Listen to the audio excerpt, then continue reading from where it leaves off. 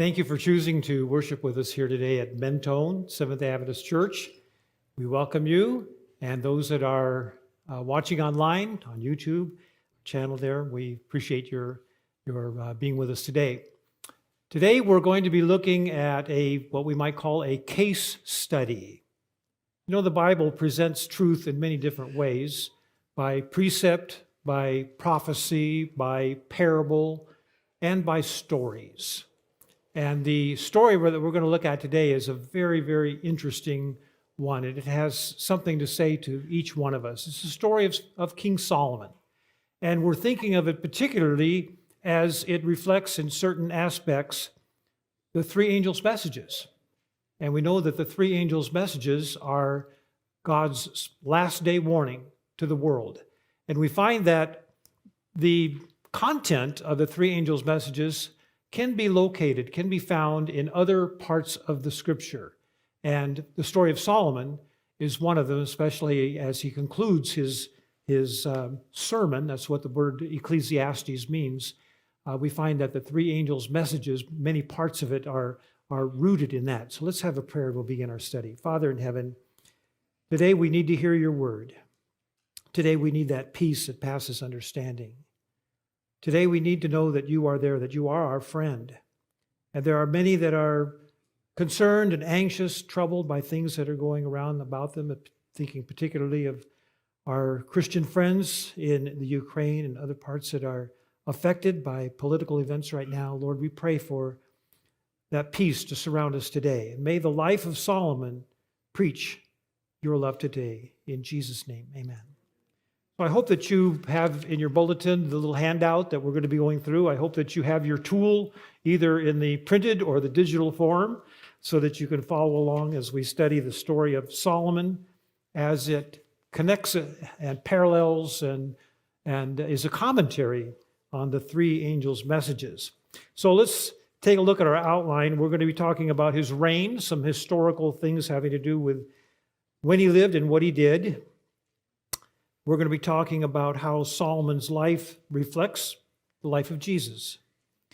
We'll talk a little bit about his fall and his recovery, and then conclude our talk this morning by thinking about the three angels' messages as reflected in the life and teachings of King Solomon. So, when did he live? Well, if you were to cut human history just about in half, you would come upon King Solomon. The first three kings of Israel, each of them reigned a period of 40 years.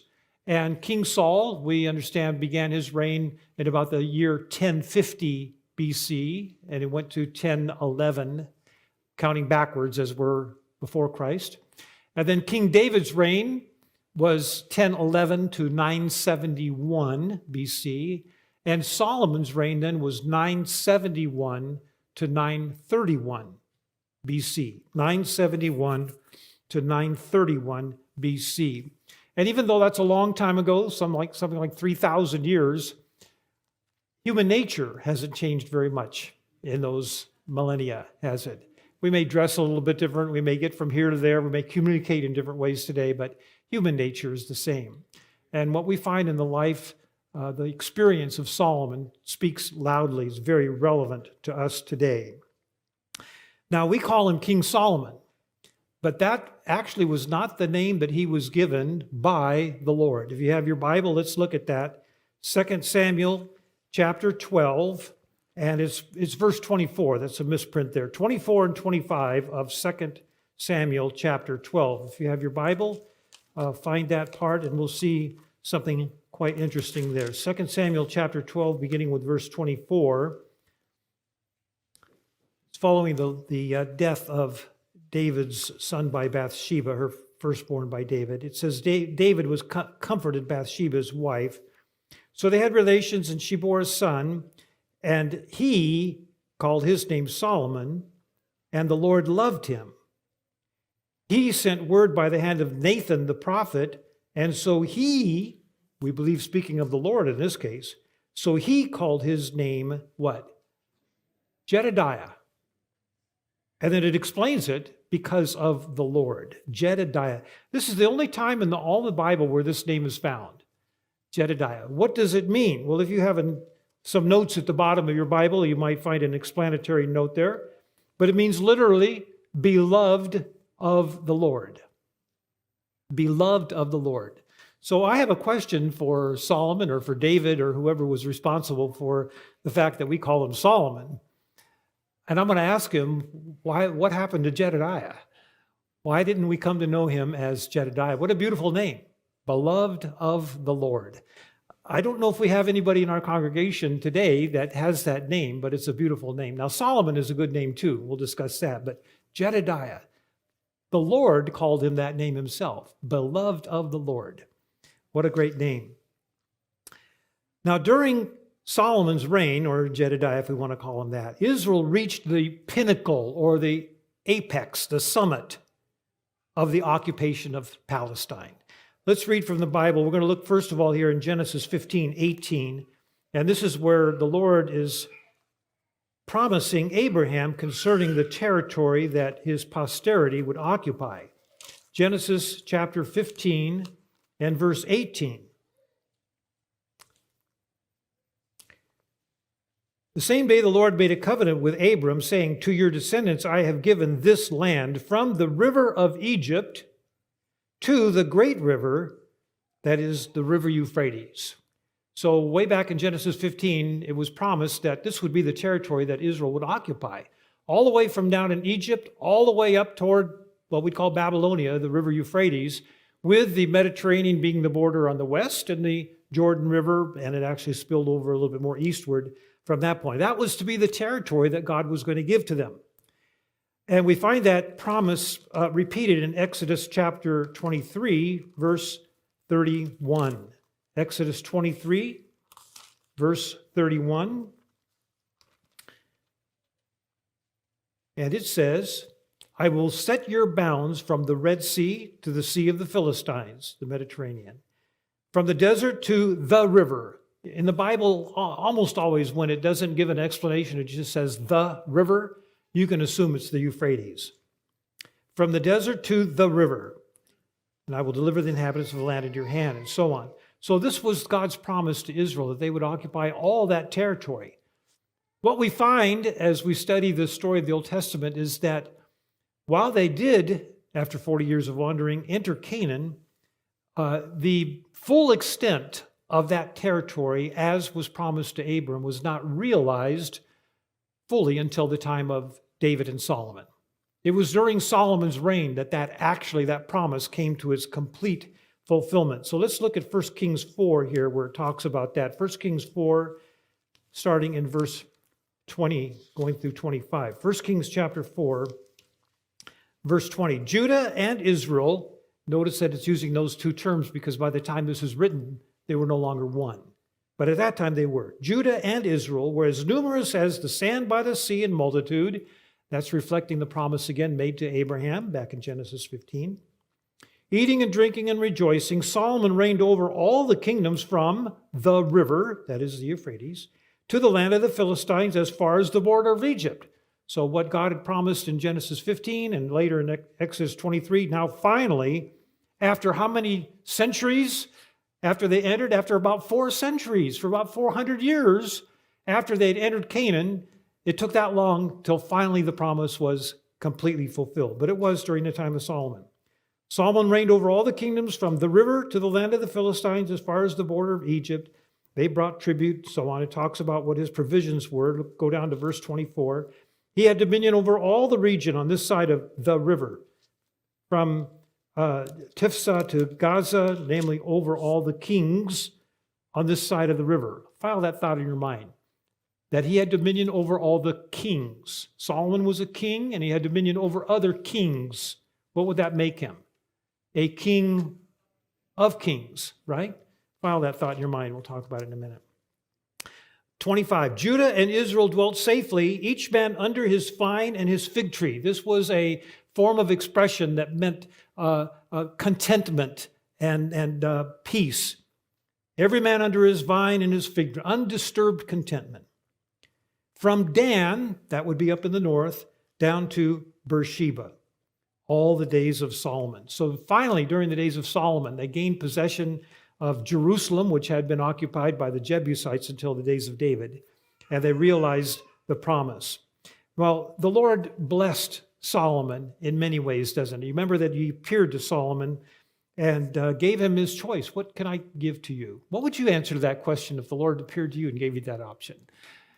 Well, Solomon said, what I really need is wisdom to guide this great people of yours. And the Lord respected that answer. And beside the wisdom that he gave to him, he heaped upon him treasure and fame and success and many other blessings. But thinking about the wisdom that he gave to him, we find that Solomon, according to 1 Kings 4, verse 32, just later in that chapter, it says that he spoke 3,000 proverbs. So when you read in the book of Proverbs, you're only exposed to about a third of the proverbs that Solomon actually wrote out.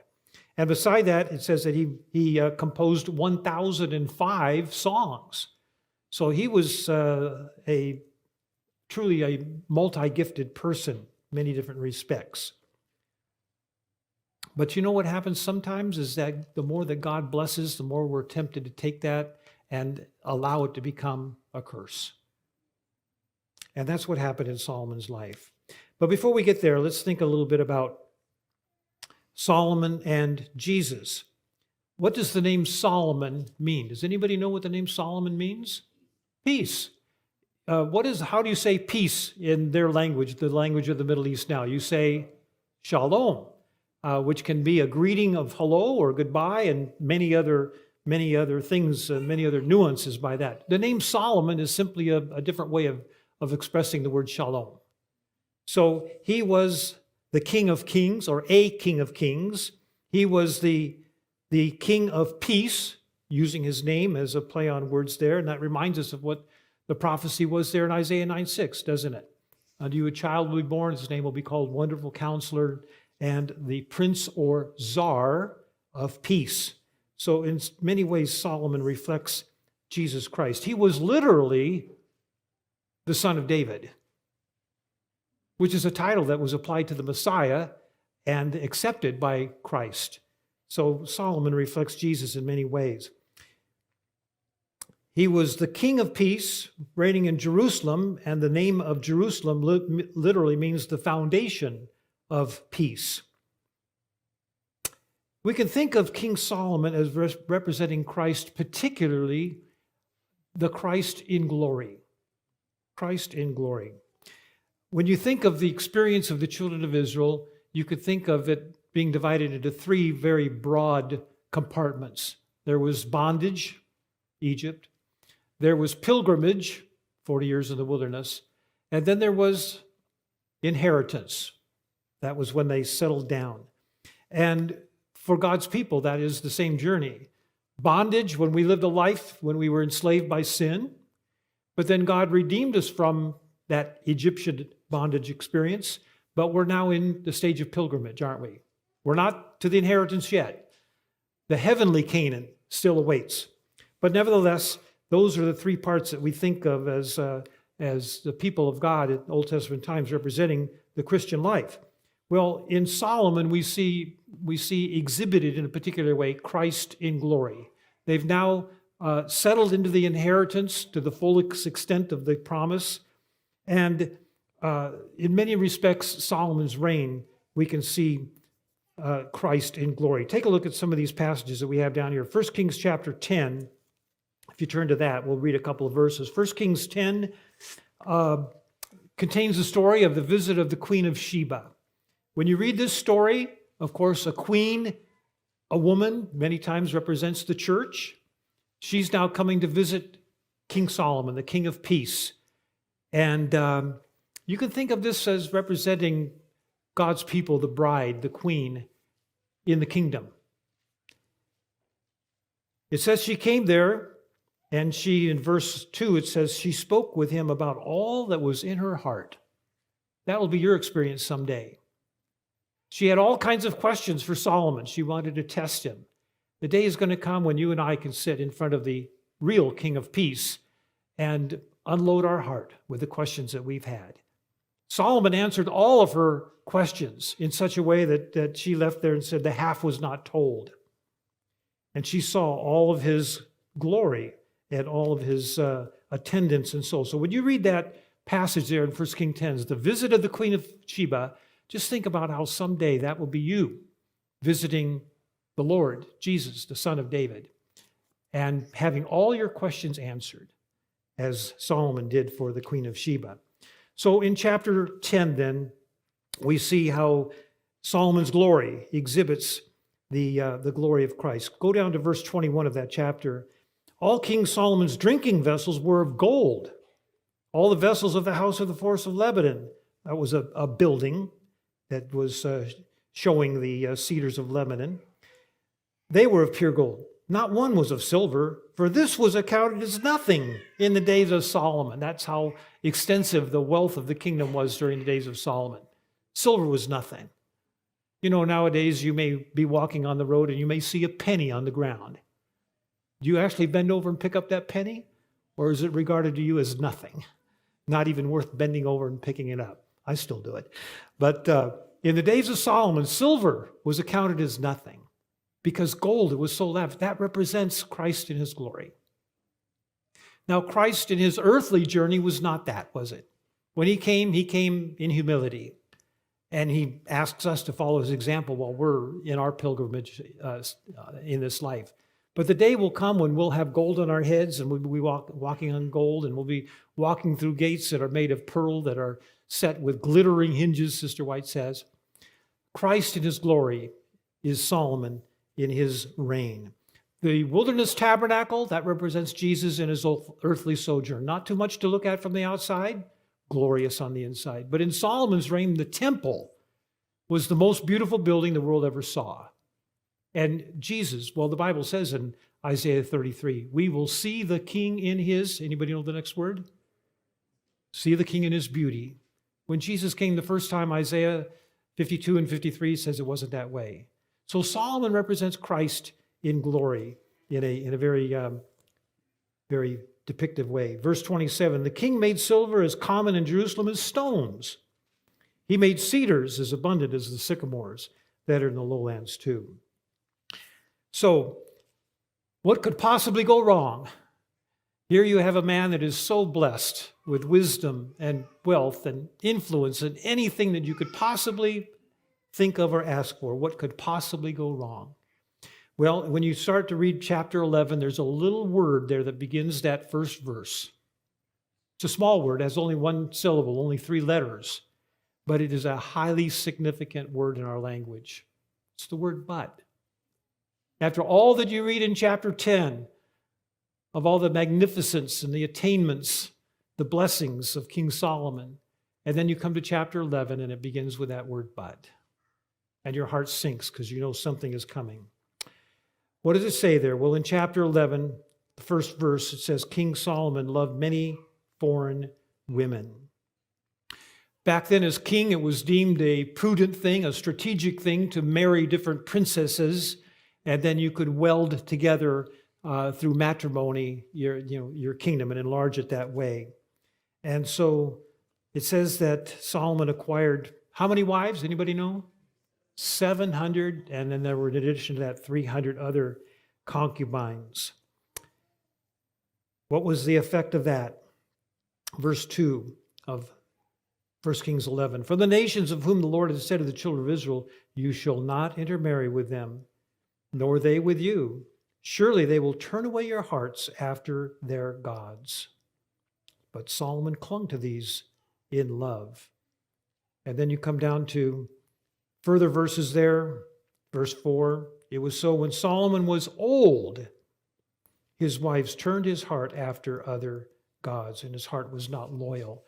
So part of the sadness of Solomon's story is that his departure from the way of the Lord was not something that you could kind of excuse as being part of a youthful thing. It was not. It was when he was later in life, when he should have been settled into his faith with the Lord, that these things happened. So when we think of Solomon's fall, we think of 2 different aspects to it. There are probably more to it than that, but 2 main ones. One is this matter of intermarrying with those that were not believers, and the Bible gave clear counsel on that Old Testament and New Testament. And we believe that in Genesis chapter 6, that was one of the most significant contributing factors to the flood. It was when the children of God began to marry the children of the world. And whereas before there were two lines that were separate and distinct, the line of Seth, followers of God, the line of Cain, those that were going the way of the world, now that line became blurred and smudged, and intermarriage between believer and non-believer came, and that just opened the floodgates in a spiritual way and later in a literal way. So there's an interesting verse in Nehemiah chapter 13, verse 26. In the King James Version, it says, as they're recounting the lesson of history of what Solomon had done, it uses an interesting expression. It said he married outlandish women. Now, in the language of the King James 500 years ago, that simply meant those that were not from your land. Outlandish, foreign. But it's an interesting word in any case. He married outlandish women, and they seduced him into idolatry. Take a look at 2 Kings chapter 23, verse 13. 2 Kings 23, this is toward the end of Judah's experience before they'll go into captivity. 2 Kings chapter 23 and verse 13 says, the king defiled the high places that were east of Jerusalem, which were on the south of the Mount of what? Corruption. Oh, that's a hard word to say there. What is it talking about? It's talking about what the Bible identifies as the Mount of Olives, the place that Jesus resorted to in prayer. And yet in the days of the kings, this had become a center of false worship. And it became so foreign to true worship that it was called the Bout of Corruption. That's where it says Solomon had built for Ashereth, the abomination of the Sidonians, for Chemosh, the abomination of the Moabites, and for Milcom, the abomination of the people of Ammon. He had built high places, centers of false worship on what was the Mount of Olives, east of Jerusalem, and he even brought altars of Baal into the temple. Hard to understand. And it was through the influence of the ones whom he had formed an alliance that was improper. Oh, we have to be so careful on that, don't we?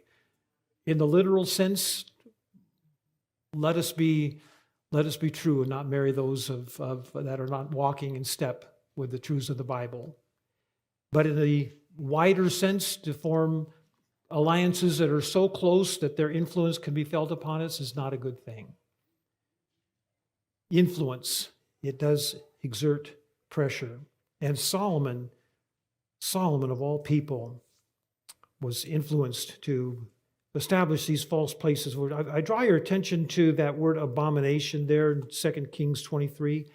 That is a particular word. If you have your blue letter Bible, you can look up this word, and you'll find that it's used 28 times in the Bible.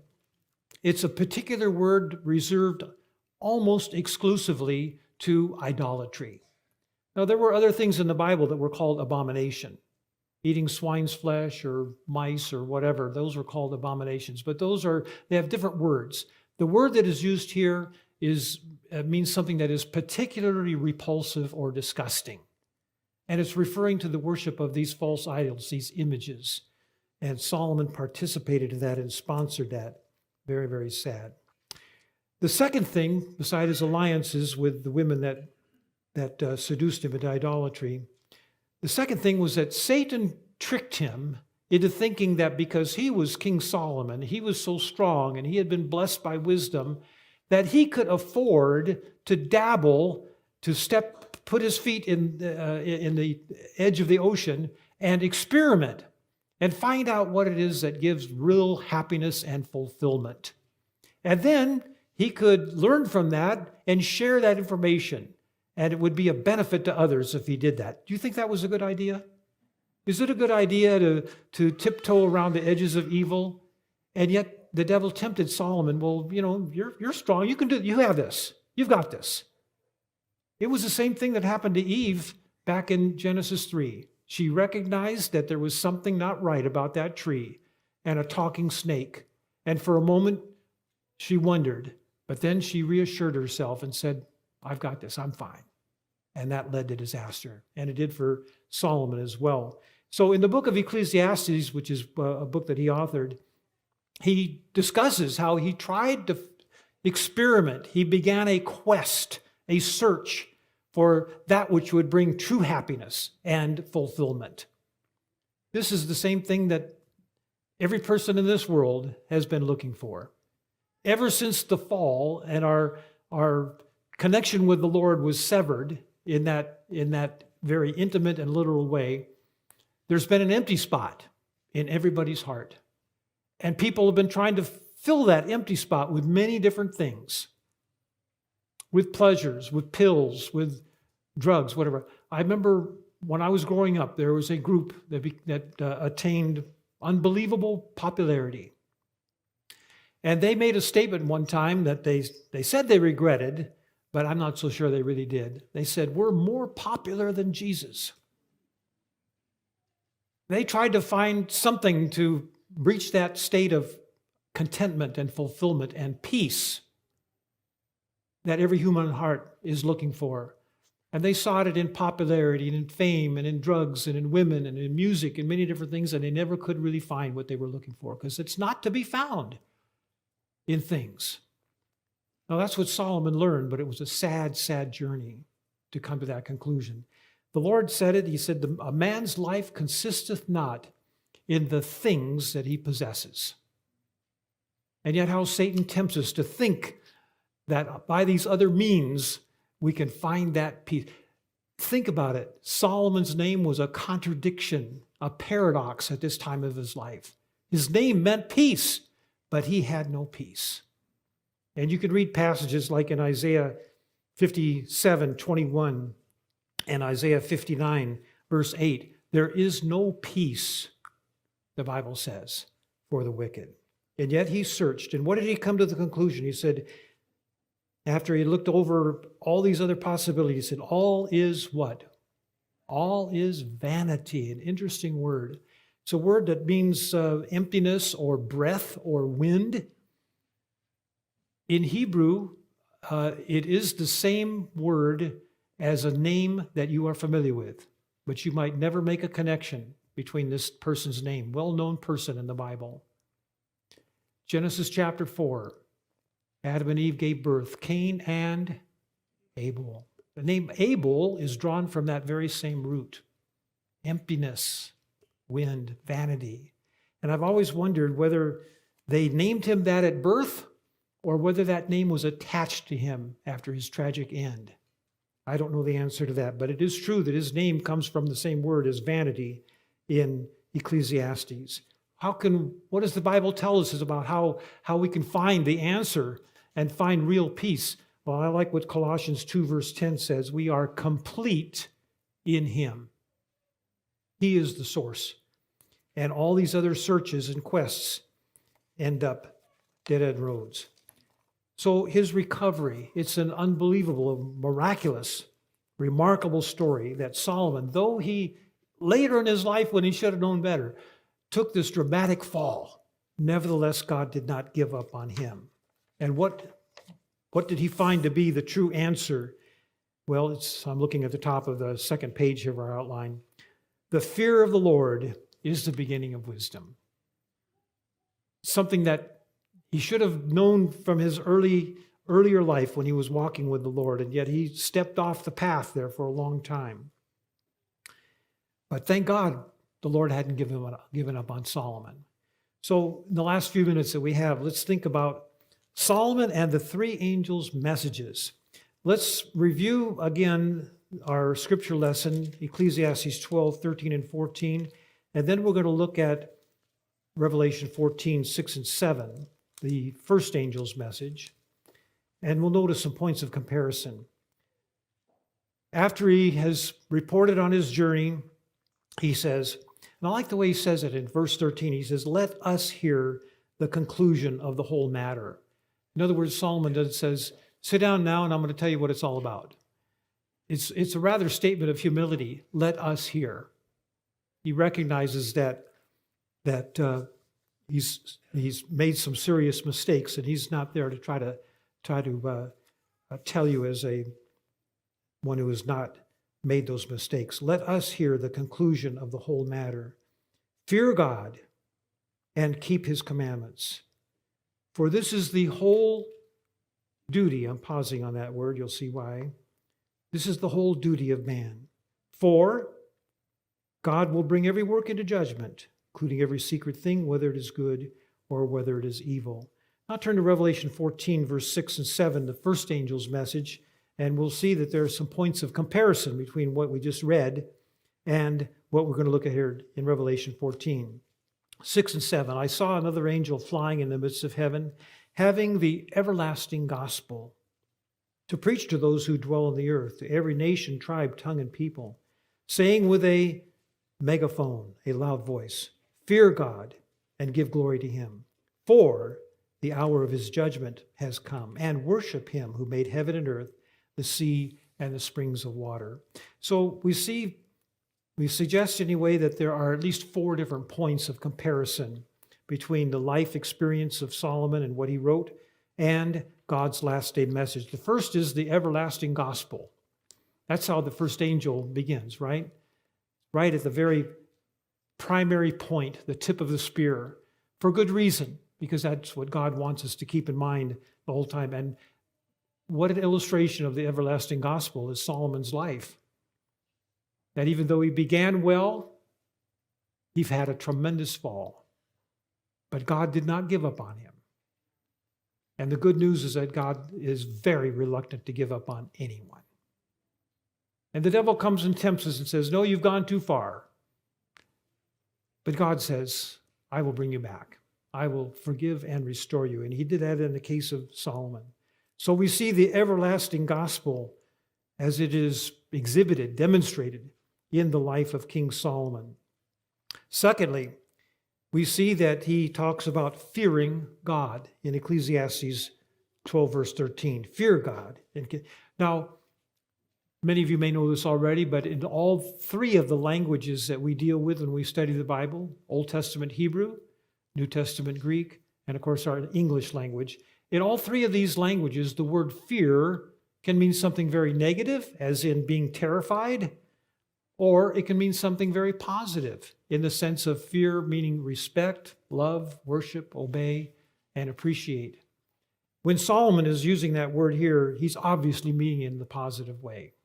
To fear God, to respect, love, worship, and obey. It's used that same way, we believe, in the first angel's message, when the angel uses that word. Thirdly, the importance of obeying and worshiping God. Fear God and keep his commandments, the first angel says, or Solomon says. The word commandments in that text is a word that you've probably heard. If you have friends that are of the Jewish faith, and there is a young man that approaches his early teenage years, he will go to a certain ceremony, and they call that a bar mitzvah. Or if it's a young woman, it's a bat mitzvah. And literally, for a young man, bar is son, bat is daughter. And so it means a son of the law. Mitzvah is the law or the commandments. And that's the word that's used here when Solomon writes this. Fear God and keep his mitzvah, his commandments. I wrote down here on your outline a number of texts that draw a very close connection between this idea of fearing God in the positive sense and obeying him. Now, we know that we're not saved by our obedience, don't we? We know that our works amount to nothing as far as meriting salvation. We're saved only by the blood of Jesus. But nevertheless, having become children of God, we owe it to him to walk in his ways. It is a blessing to us as well as a way of glorifying him.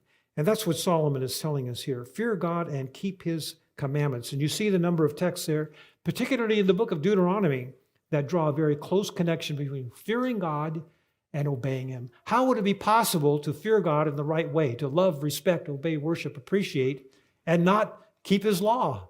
That doesn't seem to add up, does it? No, we don't keep his law to be saved. We keep his law because we are saved. But that close connection is certainly something that the Bible brings out, both in what Solomon said and what the first angel, the three angels' messages say. Fear God and keep his commandments, it says. And then it says, for this is the whole duty of man. Now, if you have a King James Bible, you'll see that the word duty there is printed in italics. What does it mean when something is printed in italics in the Bible? It means that it's supplied. And as I've told you before, whenever I see words in italics, then I kind of focus in a little sharper. I want to try to see what that would mean without the word being there. And this, I believe, is an example of where it might have been best just to leave the word duty out. Of course, the word duty is not inaccurate, but I think leaving it out expresses a thought that is truly precious. Fear God and keep his commandments. This is the whole man. We're looking for things that are whole. We want whole foods. We want whole wheat or whole grain, or in many aspects of life, we want that which is complete. And going back to Solomon's journey, he was looking for wholeness, completeness. And as the Bible tells us, we find that when we are in Christ. We are complete in him. There are a couple of Bible translations that render it that way. Darby's translation, Young's translation, they have that printed without the word duty there. And then, of course, we have Solomon's emphasis on judgment and accountability. And it even introduces it with the same word, for God will bring every work into judgment. Notice that there is a difference, though. When Solomon wrote this 3,000 years ago, he used the future tense to describe this judgment process. God will bring every work into judgment. In the first angel's message, it's not expressed in the future tense, though, is it? It says that the hour of his judgment has come. And you and I are now living in the era of that aspect, the investigative aspect of God's judgment. So as the Bible says, how should we be living now, knowing that we are very near the very end of time? Two quick thoughts as we close. We find that in the Old Testament that although every single one of God's commandments is important, there was one that Satan attacked the hardest, and that was the second commandment, the commandment against idolatry, the worship of images and idols. And we find that Solomon fell prey to that because of his alliances that he established. Now, in the era in which we live, Satan has not neglected that attack, but he's focused a little bit more on another one of God's commandments. That's the fourth commandment. When you think about it, those are the two longest commandments. Those are the two commandments that tell us most about who God is and what he expects from us. And as I mentioned before, there is a particular word in the Bible that expresses God's unhappiness, his disgust with idolatry, that word abomination that we looked at. We know that in our era, Satan has attacked the fourth commandment, and these two concepts are going to be synthesized, merged, as we get down to the very last days. The violation of the second commandment results in the worship of images and idols. Does Revelation talk about the worship of images? Absolutely. It's maybe not a physical image like what Solomon put there, but nevertheless, it is a man-made thing, an institution. And if you read in Sister White's writings extensively, she'll talk about the image of the beast, and she'll talk about the idol Sabbath. The idol Sabbath. These two concepts were that represent Satan's synergized efforts to get people to leave the way of God will come into focus as we come down to the very end of time. We recognize that today, most of the people in the Christian world do not understand that, do not see that. They don't see that worshiping on a day that was established by man is a form of idolatry. And they are, in a sense, worshiping the devil. They don't understand that. And God knows that. But you and I have been given the commission to share the message that the Sabbath is the day that God honors. The Sabbath is the memorial of his creation, and he's very protective about that. The last thing we would say is that the Lord loved Solomon. That's where we began, and gave him the name Jedediah. And as I said, I don't think we have anybody in our congregation that has that name. And yet I believe every one of you does. Your middle name is Jedediah, beloved of the Lord. And you have made some mistakes, maybe not as blatant and glaring as Solomon did, but we've all made mistakes. But God is reaching out to us, and there's no place on this earth that God's hand of mercy can't reach. May the everlasting gospel, may the grace of God bring us into full harmony and walk with him, so that the day will come when we can meet this man and we can hear his testimony from his own lips. He'll be singing Amazing Grace, how sweet the sound that saved a wretch like me. Hi. Thanks so much for joining us today for our church worship service here at the Mentone Seventh-day Adventist Church. We're here to serve, so if you have a Bible question or if you have a prayer need, please don't hesitate to reach out to us. Our phone number is 909-492-0738, or you can email us at office@mentonechurch.org. And if you find yourself in our area, which is in the inland area of Southern California, please come by and visit us. We would love to meet you. And in the meantime, please subscribe to our YouTube channel, and don't forget to click on the little bell. That way you'll receive notifications when we are live streaming. God bless. Have a great week.